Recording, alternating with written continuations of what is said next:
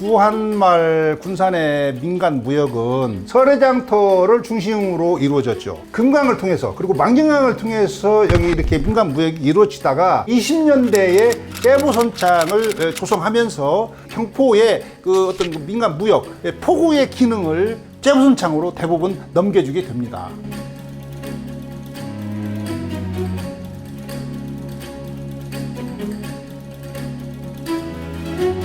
제가 지금 서 있는 곳이 옛날에 금암교 탈의위입니다.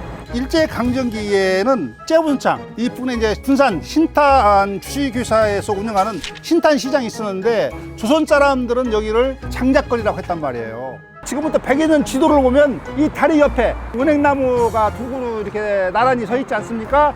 그래 거기에서부터 버스 정류장 이쪽이 전부 장작거리였던 거예요. 여기가 지금이야 트럭이나 기차로 실어 날르고 했지만 100여 년 전에는 전부 바다를 통해서 강을 통해서 장작을 실어 날랐던 거예요.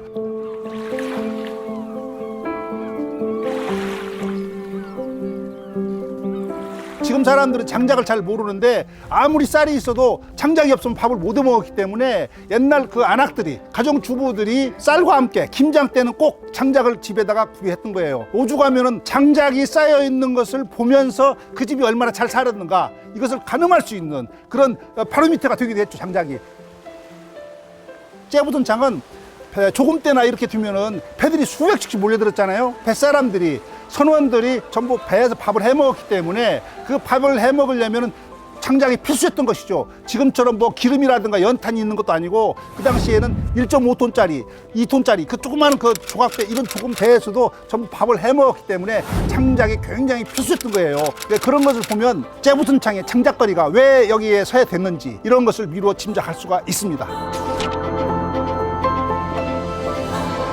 이제 일본인들이 여기 장작배가 들어오잖아요. 일본 애들이 여기를 오랫동안 장작배를 대지를 못하게 했어요. 말하자면 어항 여기를 뭐 보존 차원에서 하루 오면은 바로 그냥 싣고 나가버리라고 해야지 2, 3일씩 있지를 못하게 했습니다. 그게 바로 이제 일본들이 방해를 한 것이죠. 얼마나 고생을 하면서 나무 그 한 단을 구하는데도 얼마나 많은 어려움을 겪었는지 100여 년 전 얘기지만 그런 것을 취재하고 이럴 때마다 좀 가슴 아팠던 그런 일도 있습니다.